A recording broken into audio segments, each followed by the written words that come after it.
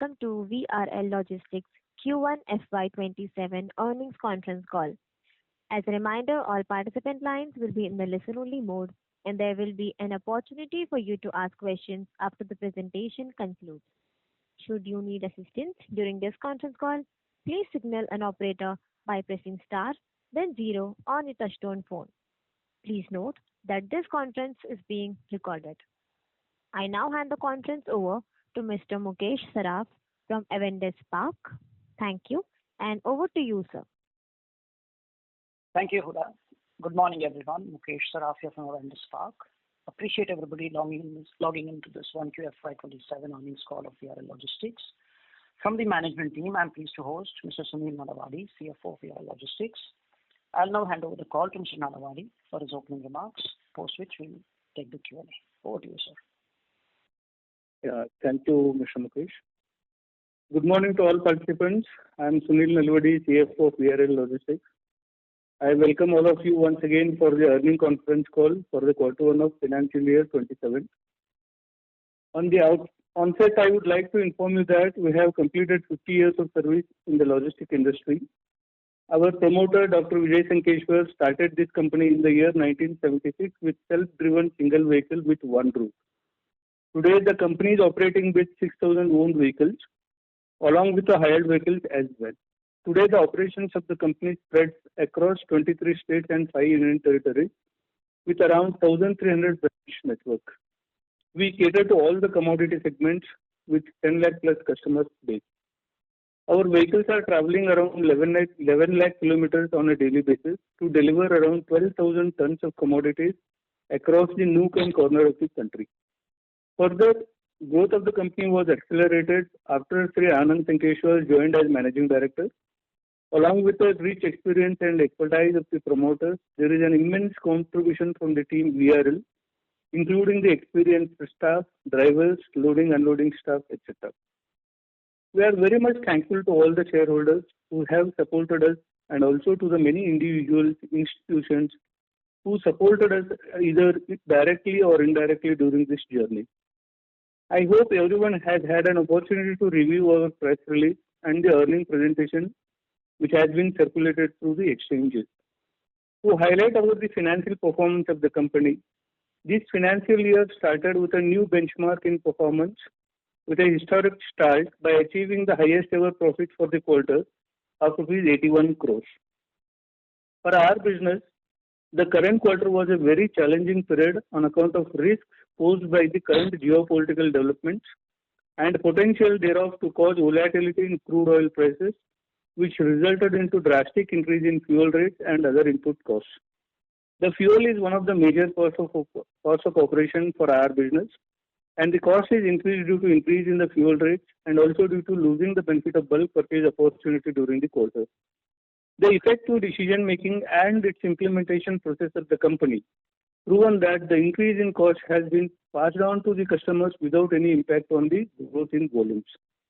On year-on-year basis, the revenue of this quarter is increased from 751 crores to 885 crores with a growth of around 18%. The growth in revenue is mainly on account of increase in freight rates across all the commodities and geographies, due to which the realization of freight per ton increased by 9% from 7,852 per ton to 8,546 per ton. The growth in revenue is also on account of growth in volumes by 9% from 9,35,000 metric tons to 10,19,000 metric tons. The growth in volumes is from enhancement in our branch network in goods transportation business. And year-on-year basis, we added around 108 branches, and we continued our initiative to increase the number of branches in current quarter also, and added around 16 new branches.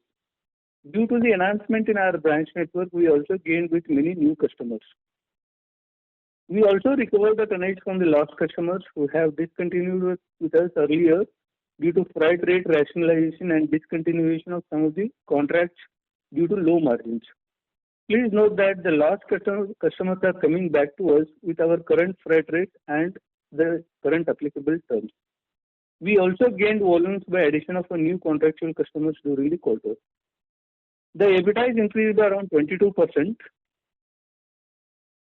from 158 crores to rupees 193 crores, and percentage to revenue is increased by 71 basis points from 21.1% to 21.8%.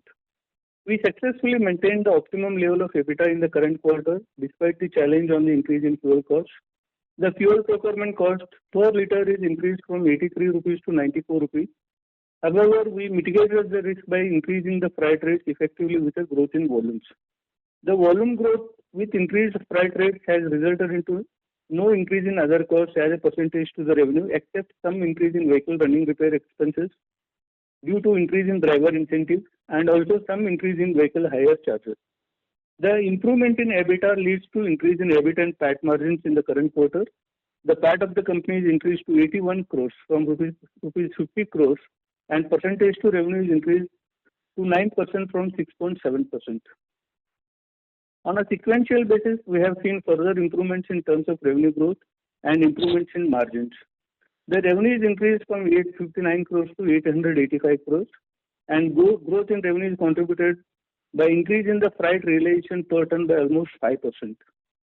And there is some conflict in volumes by 1.73% in the quarter due to seasonal demand moderation. The EBITDA margin is improved by 36 basis points from 21.4% to 21.8%, mainly driven by increasing in the freight realization. Further, our business is a B2B less than truckload business with a customer base of 10 lakh plus customers covering with wide range of sectors. Our key strength is having the different mode of collections from customers, and 85% of our less than truckload business is on paid and to pay basis, collecting the freight on spot from the customers immediately after the booking or completion of the service. Our receivable days from the customer is hardly around 10 to 12 days, and which is lowest in the industry. The higher profits resulted into increase in cash flows from operations. The cash flow of the company have been effectively utilized for the purpose of capital expenditure to the tune of 76 crores in the current quarter, mainly for the purpose of addition of commercial vehicles of rupees 18 crores, and rupees 49 crores is utilized for the purchase of land and building facilities in the critical locations of our operations. The remaining surplus cash flow resulted into reduction in net debt from 440 crores as of 31st March to 391 crores as of quarter end.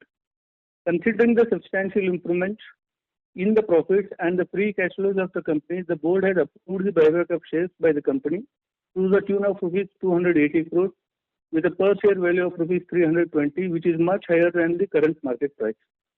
The promoters of the company are not participating in this buyback, and this buyback process is subject to the shareholders' approval.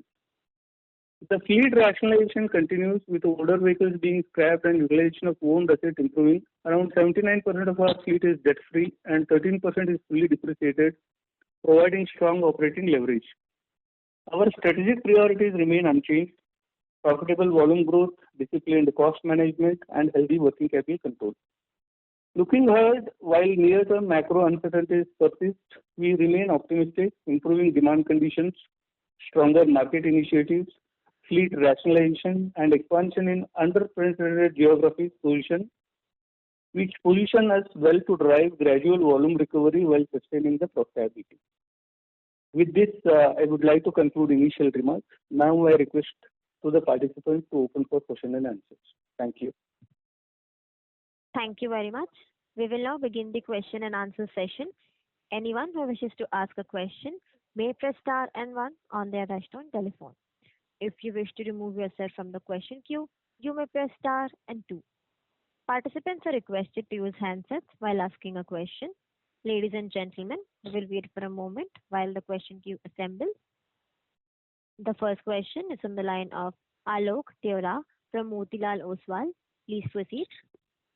Hi, sir. Good morning and congratulations on really good numbers. Sir, just had a couple of questions. First is how much price hike we have taken during the quarter. I mean, the blended realization comes to 9%. But in terms of, have we taken like a proper hike, or it's been more tactical due to, or short term in nature due to shortage or diesel cost increase, or it's like we have taken a general price increase, what it is like called in the market. Have we taken that kind of price increase which will sustain, or it's more of a short term in nature? First question is that. And second, on the volume also, I mean, despite the low margin customers being out of the system, volume growth trajectory has been very strong at around 9%. So just any thoughts on that, how that could shape up going ahead? Was it because of also a low base, or whether this 9 to 10% should be the new normal? Yeah. First thing on the freight rates, just I want to give clarity that for Q1 26, our realization was around 7,852, and in Q4 we reached to around 8,147 per metric ton. So during the year, the last financial year, there is an improvement in realization by around 4%. And from Q4 to Q1, last quarter to this quarter, there is an improvement of 5%. So both put together, there is a 9% growth in the realization. Means the freight rate hike what we carried out during the current quarter is around 5%. Effectively, it has been increased in the realization. See, when the crude oil price started increasing at the beginning of the year, say in the month of April end or beginning of the May, so by that time actually our bulk purchase has been completely stopped. To pass on that additional cost, we did some rate increase during that time, and subsequently when government increased the fuel rates, again we carried out some increase in rates. So effectively, all put together in a quarter, there is an increase of freight rates by around 5%. And this is a sustainable increase in freight rates. And in some of the contractual customers, obviously it is related to the fuel price. Going forward, if any decline in the fuel rates, then obviously we have to reduce some of the rates, and effectively the reduction will be in the range of around 2 to 3%, not beyond that. Okay. And when it comes to what, this clarifies about the rate increase. Yeah. So what you are basically saying is that the 8,500 rupees per ton, that should kind of continue. So Yes. so the growth rate of 9% will go down in terms of growth rate by end of this year to more like a 4-5%. No, only when fuel price will reduce. Okay. No. I mean 8,100 है ना fourth quarter का. So 8,100 we have taken around 4 to 5%, right? Yeah. Okay. So 8,500 should be Now, the new. assume that if there is no decline in the fuel price going forward, so 8,546 will continue. Okay, got it. Yeah. Got it. Yeah, sure. And we are looking for further improvement in this 8,546 in coming quarters. The reason is the increase in freight rates, what we did, these are all increased in the mid of the quarter. Okay. So on a full year quarter basis, if there is no fuel rate change in the next quarter, if there is no decline, then this 8,546 will further improve in the quarter 2. Okay. Like 1,500 rupees also. Yes. Okay. Got it. And please, on the volume side, if you can indicate what actually happened there. And the volume side, see, basically, one is we are opening the branches. We guided around 6 to 7% increase in volumes. We are expecting for a full year basis, but we performed around 9% growth in the volumes in the current quarter. That additional 2-3% again, actually we gained out of the customers we have we lost some of the customers, but we got additional tonnage, and also we got the additional tonnage from the new customers. But otherwise, based on our branch network expansion and all, our expectation was around 6 to 7%. That additional 2% is because of recovery from the lost customers, and as well as some of the gain from the new customers. So for the full year basis, what should be the sustainable volume? Because we'll also go in second half with a slightly higher base. So the full year number should be more like a 6-7% only? No, full year basis, now the expectation will be around 8%. 8%. Okay. Got it. Yes. Got it. Just last question, sir. What's the CapEx number estimated? Because now we are also announcing a buyback also. So, any sense on the CapEx, because we will be requiring funds for that as well? Yeah, just I want to clarify on the funds requirement. See, currently we are doing the cash profit, the free cash flows in the company is at least around 120 to 130 crores in a quarter. So on a full year basis, definitely this will be in the range of around 480 to 500 crores. And out of this 500 crores, the capex will be around say 220 to 240 crores, roughly in a full year basis. And remaining amount will be utilized for this buyback. Got So it. even if we do around 250 or 240 crores capex plus buyback, because of our good cash flows, the debt level will not increase. The debt level will continue at the existing level itself. There are some time fluctuations, but at the end of the year, definitely it will reach again at the same level of debt what we are having today. Got it. So CapEx will be for the truck additions only. Truck and some of the properties which are in the pipeline. Okay, but So in the current usually what quarter, is- we spent around 18 crores on the vehicles and around 49 crores on the properties. Okay. So on the properties, we may invest around 150, 160 crores. And on the vehicles, remaining around 100 crores. Okay. Or So when you say around property, 80 when you say property, you mean the asset which you are currently maybe renting out, the hubs and warehouse, that you will kind of the sorting space you would now kind of own it and manage it. Yeah, mainly the sorting centers. And in the presentation also we have given, see, out of the 50 transshipment what we are having today, almost around 12 to 13 hubs are converted into own hubs, the own properties. So we Okay. identified another 3-4 critical premises where actually we are going to invest. Got it. Got it. Yeah, I think that's all, sir. Thank you and all the best, sir. Thank you. Thank you. A reminder to all participants, anyone who wishes to ask a question may press star and one on their touchtone telephone. I repeat, anyone who wishes to ask a question may press star and one on their touchtone telephone. The next question is from the line of Krupa Shankar from Avendus Spark. Please proceed. Good morning, sir, and thank you for the opportunity. So, sir, congrats on great results. Just wanted to double-click on the volume growth. Now, you did mention that some of your customers have come back, right, and in this quarter. Can you give us some sense around, qualitative comments around what was the reason they came back, and if you can further break up the volume growth, if you want to do it probably by new customer versus old customer or region-wise growth, it will be very helpful with respect to, to identify what are the key drivers for your overall growth. Yeah. Now, see the year-on-year percentage, just about new customers addition. Some of the customers we lost also, but overall about new customer addition is almost around 20%. That is the additional tonnage. And we lost around some 16-17% of the tonnage because of some of the lost customers. But there is an improvement in the existing customer by almost 6%. The difference is, see, out of the 9%,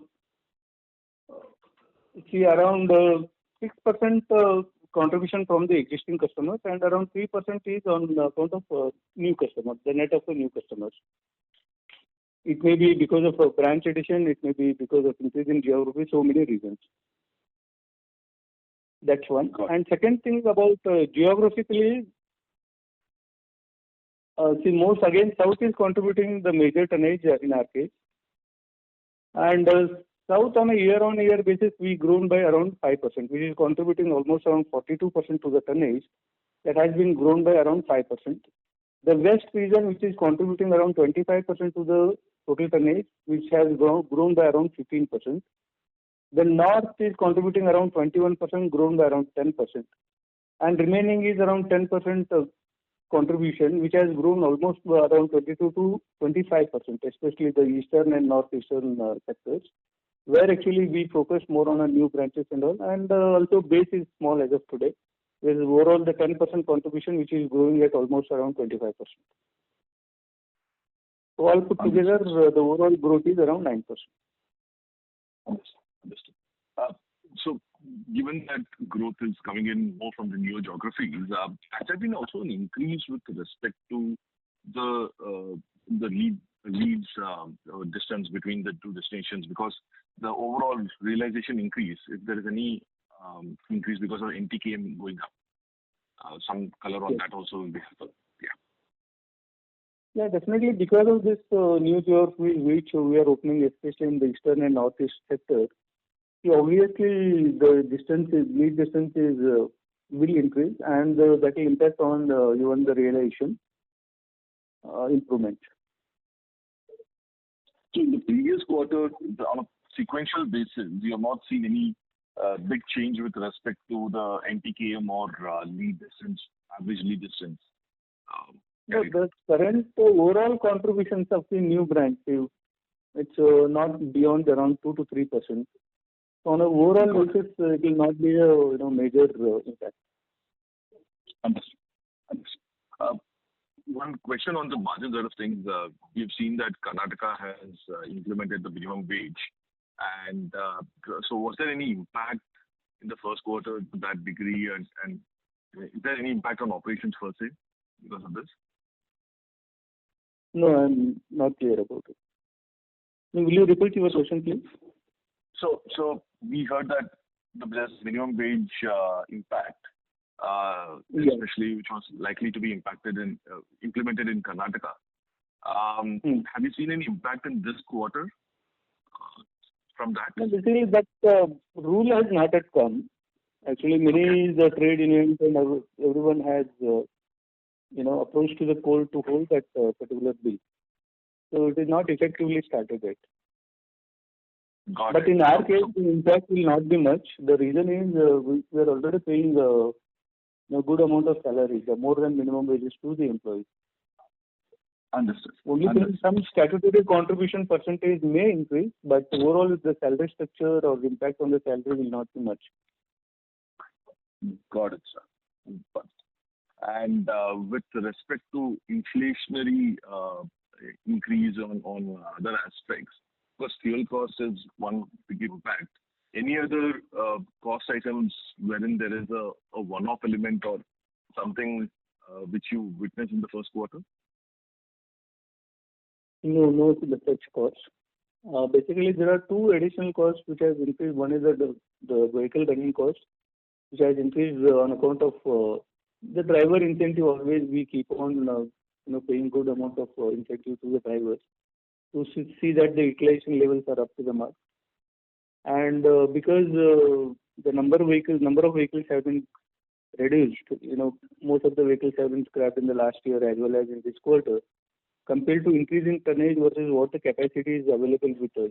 So we felt some shortage in capacity, and because of that we engage outside vehicles. So there is increase in lorry charges also. Got it. Apart from this cost, there are no major changes. Okay. Thank you. Thank you very much for answering. I'll get back in the queue. Thank you. The next question is from the line of Jainam Shah from Equirus Securities. Please proceed with your question. Yeah, hi sir. Thanks for the opportunity and congratulations. Great set of numbers. So the question is more on the long-term basis. What we see in the VRL Logistics is that earlier, let's say 1 or 2 years back, we were morely a volume-led company rather than a profit-led or let's say value-led company. Eventually, we have changed our stance and we have started increasing our price. We have started charging for some services which we were not charging. We have started passing on all the cost increases, and that has impacted our volume. But now, even at this higher prices, our volumes are largely back. The question would be, let's say for next 5 to 7 years timeline, how do we see our strategy? Like, will we value-led or will we balancing both of this, or our focus would be on the profitability? And probably at what juncture you believe that this price hike might stop and will not be able to, let's say, grow the volume because of the price hikes?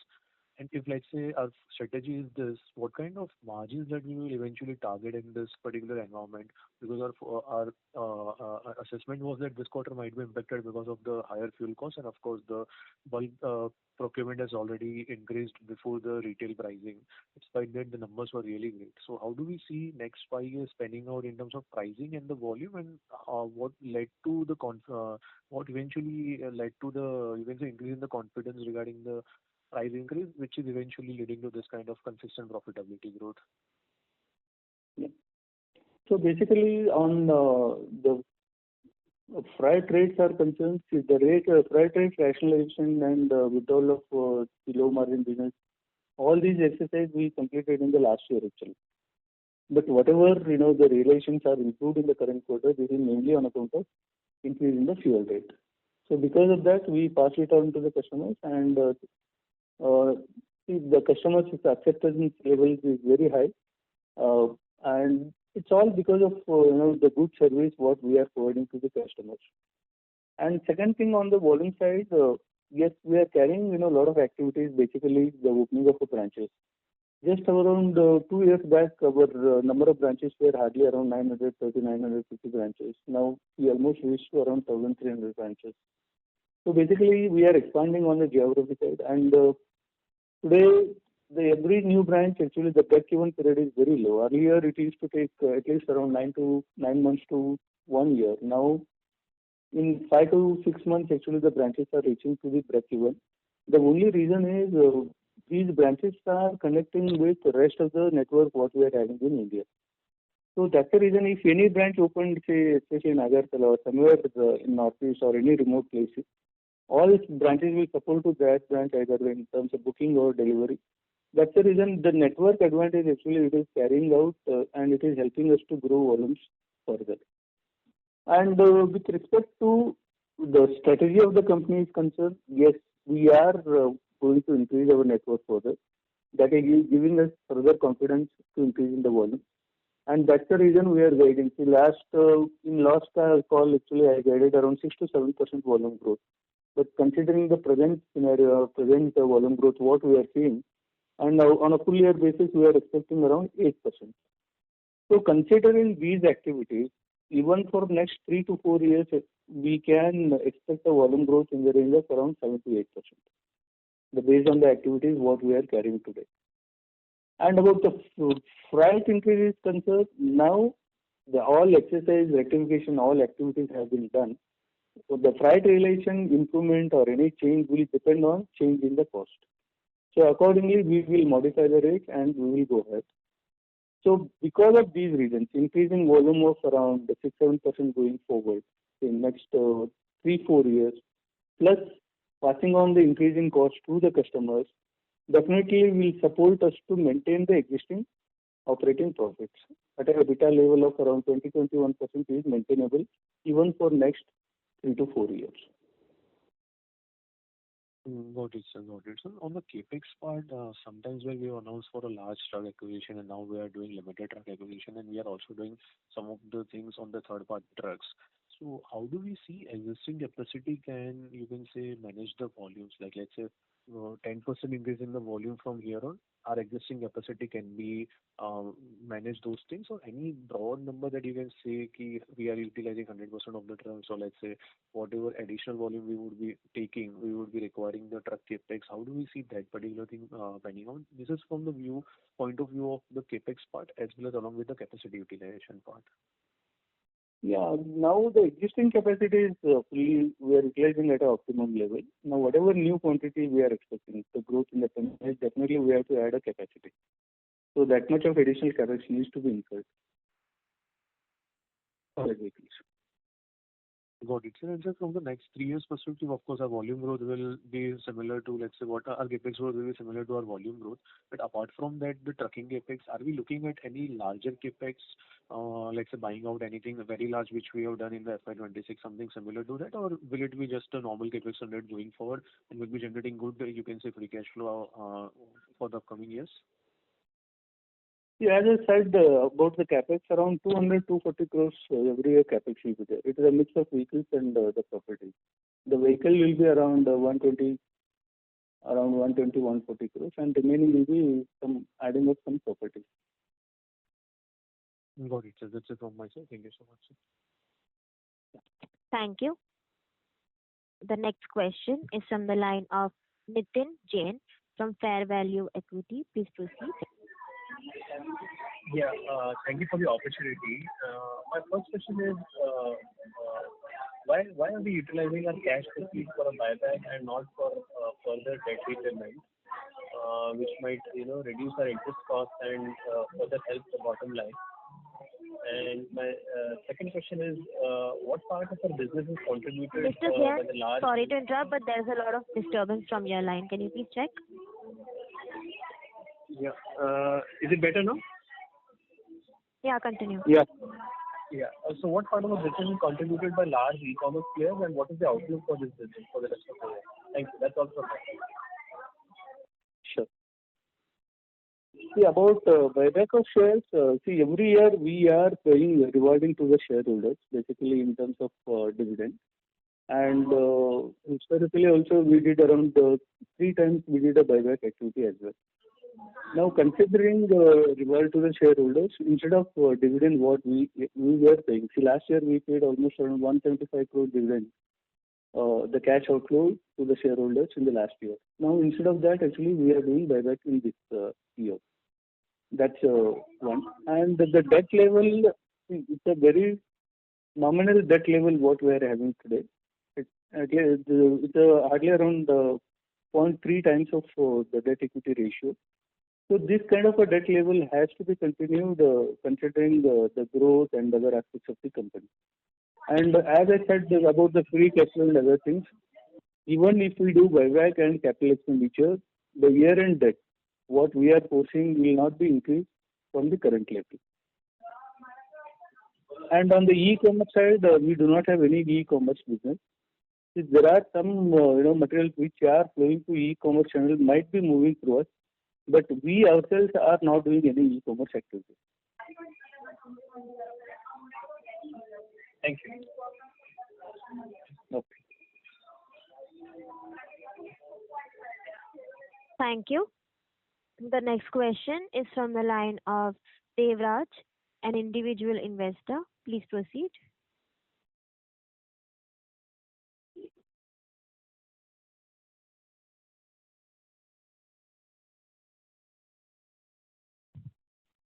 Mr. Devraj, are you there?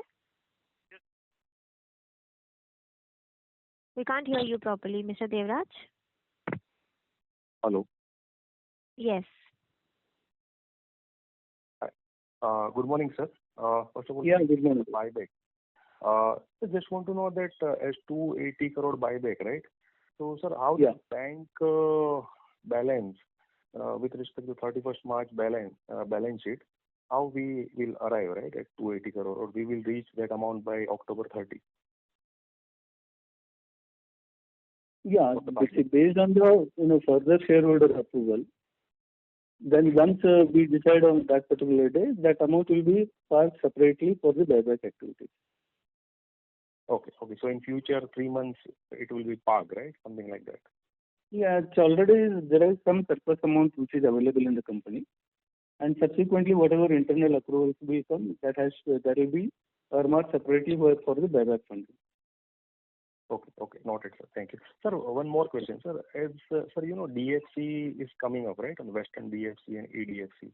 So, sir, Yeah. Can these be an headwind, or it will be complementary to our LCL business in future?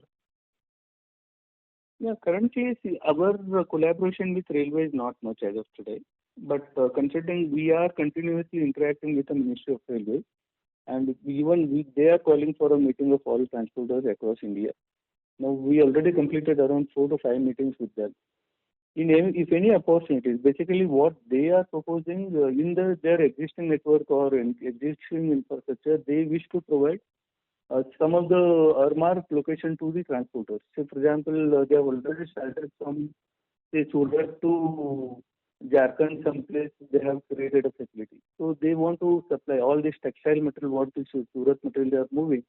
It has to be through rail. So even we are continuously interacting with them, and if it is a beneficial to us, definitely we wish to engage with them along with our activities or along with our transportation. But at the end of the day, it should be cost effective and it should be beneficial to the customers also. Okay. Okay. So basically, our truck can fly on the Indian Railway network, and then it will be complementary, something like that. If something works out in future, right? Something like that. What the hub and spoke, what we are talking about, the hub facility, actually they want to facilitate in their premises. So that whatever the local hub to spoke, the transporter will provide the service, but hub to hub, the railway will handle the commodity. Okay. Okay.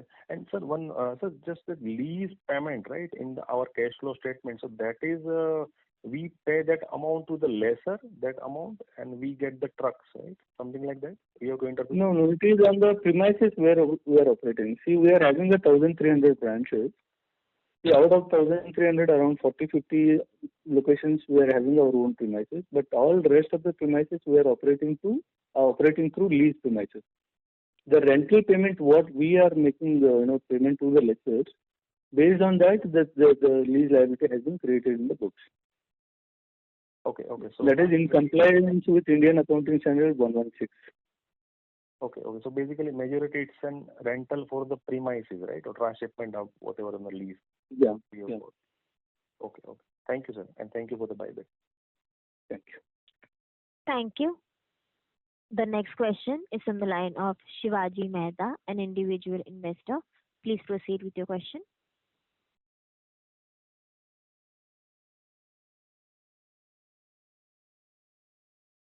Mr. Mehta, are you there? Hi, am I audible? Yes. Yes, please. Hi. Thank you for the opportunity. So on the previous participant's question, you had mentioned that with the DFC, the hub to hub will be handled mostly by the railways, and from the hub to the customer location is where the road transporters will be handling that part of the volume. So just try to understand, will this impact our margins in any way? Because the lead distances which we were doing earlier, that will reduce over time. And so that can have a negative effect not only on our total volumes but also on margins. Is that reading correct? No, it is incorrect. The reason is we are accepting goods from the customer from booking point to delivery point, end point. The arrangement with railways and other things, it is our internal arrangements for the movement of the goods, but nothing to do with the customer. All right, makes sense. So also on the and currently what DFC is handling, it is all the big freight they are handling. Say like movement of iron ore, something like that. So which is not relevant as of today. But what the railway is proposing, actually they want to integrate Indian the road network with railways. And these are very, very, very initial stage as of today. Just they are doing on a sample basis in some routes. But if it is beneficial, even we are fine with it. We wish to work with railways if it is beneficial, both to the transporter as well as to the customer. Got it. And just to follow up on this, suppose we do a RoRo service which is roll on, roll off with the railways. Does that impact our volumes? Will that be a deflationary impact on the revenue? Because you'll have to pass on some of the benefits in terms of vehicle running costs, etc. So if we in the future, do a roll on, roll off service with the Indian Railways, will that impact revenues? Just your thoughts on the same. No, see, it will not be much impact. The reason is, again, the cost will be more or less in a similar way, but only what advantage will be there, it will be a dedicated route or something like that. So that may bring some kind of, turnaround time improvement, something like that. And ultimately, there are a lot of inflations which are happening, just like a fuel price and other costs, even the rental cost, labor cost, everything is increasing. So impact of these efficiencies and all will not be much more higher. Makes sense. So also you said you stop bulk purchases of fuel from the fuel pumps directly. What was the reason for the same, and going ahead, will we benefit from the same? Yes. The bulk purchases, directly related to the crude oil price. It is nothing to do with the government price, what they are supplying to, announcing the consumer price. So bulk purchase is directly linked with the crude oil, and whenever crude oil price changes, accordingly the bulk price will change. Now currently, say, for example, the normal diesel is available at around 95 rupees in one location. The bulk purchase price is at least around 15 rupees more than the normal price. In this scenario, we cannot buy the bulk purchase or buying from the refinery. Now, what it is happening, the government is subsidizing the difference amount and supplying to the consumers. Okay, got it. When crude oil price comes down, at that moment again this bulk purchase will come down. If at least around 2 to 3 rupees lesser than the consumer price, definitely again we start consuming the bulk, consumption from the refineries. Makes sense. So also on the Gulf War, whenever that comes to an end and the oil prices fall back to the normal levels, what kind of a price realization cut will we have to take, assuming a normal scenario? See, assume that now the government has increased almost around 8 to 9 rupees in fuel price, right, in this situation. Now, because of that, our increase is around 4%. Now, tomorrow, assume that there is a decrease of 4 rupees in fuel price. Then obviously there will be impact of around 2% in the pricing. Got it. Makes sense. Also, one last question. Volume growth that you mentioned of 9%, is that continuing into Q2? Are you seeing that continuing, or is there some headwinds on that? July, we already performed around 10% growth in the tonnage, and we are expecting similar growth, at least around on a full quarter basis, 9% growth is possible. Well, that's very nice. Just one last question, if I may ask. The FCF that you had mentioned is about, OCF is around 500 to 600 crores. And since the majority of your branch expansions are done and also vehicles a lot of vehicles have already been added. So just trying to understand, will buybacks be more consistent going ahead, or are we planning some major capex down the line that, you may have to put in some for that? So just your thoughts on the same. But reward to the shareholder will continue every year, either in the way of buyback or dividend. Got it. Thank you, and wishing you all the very best. Thank you. Thank you. The next question is from the line of Nemil Hemal Shah, an individual investor. Please proceed. Good morning. Thanks for the opportunity. Sir, I wanted to understand that the road transport is a mix of maybe unorganized and the organized sector. Now, looking at the industries that we cater to, what could be the mix of unorganized and unorganized players in the industry? So even today, the area where we are operating, at least around 70% of the contribution is coming from unorganized operators. So around 30% of the industry is from the organized players. Okay, got it. And so do we see any kind of concentration in the coming years wherein we could see some kind of mergers or takeovers with the companies having a good free cash flow like us? No, we do not have any such plans. Basically, our operating system, the kind of business, how we develop is totally different from the operators in India.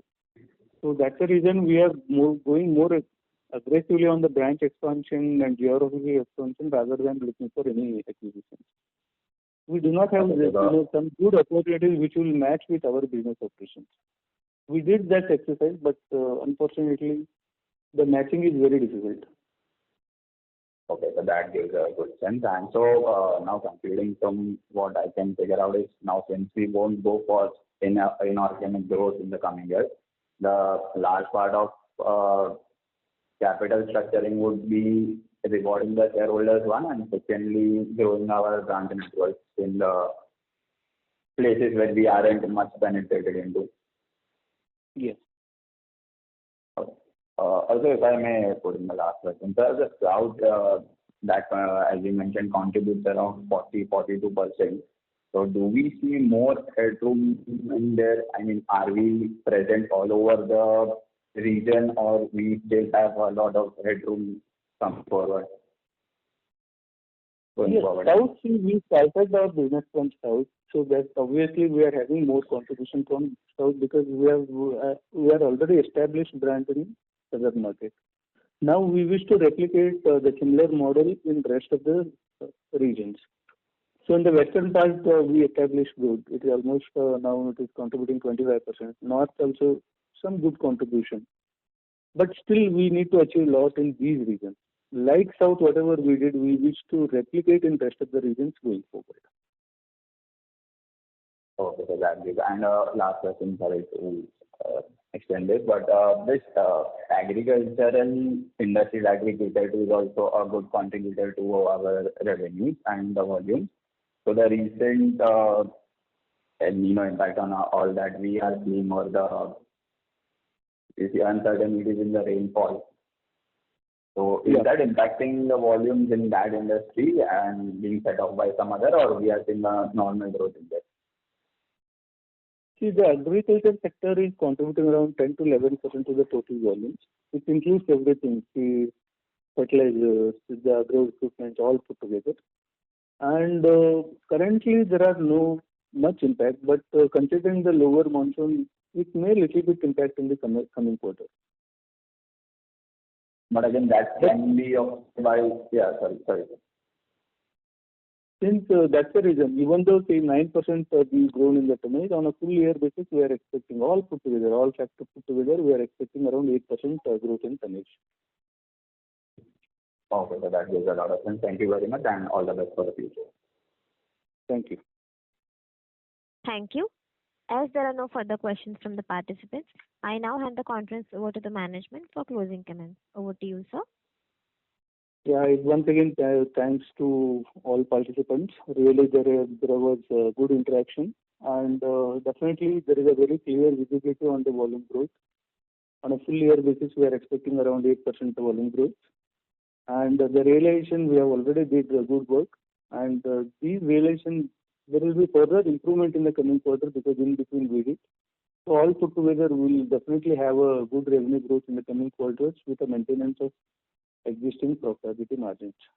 With this, I wish to conclude this call. Thank you. Thank you. On behalf of Avendus Spark, that concludes this conference. Thank you for joining us, and you may now disconnect your line. Thank you.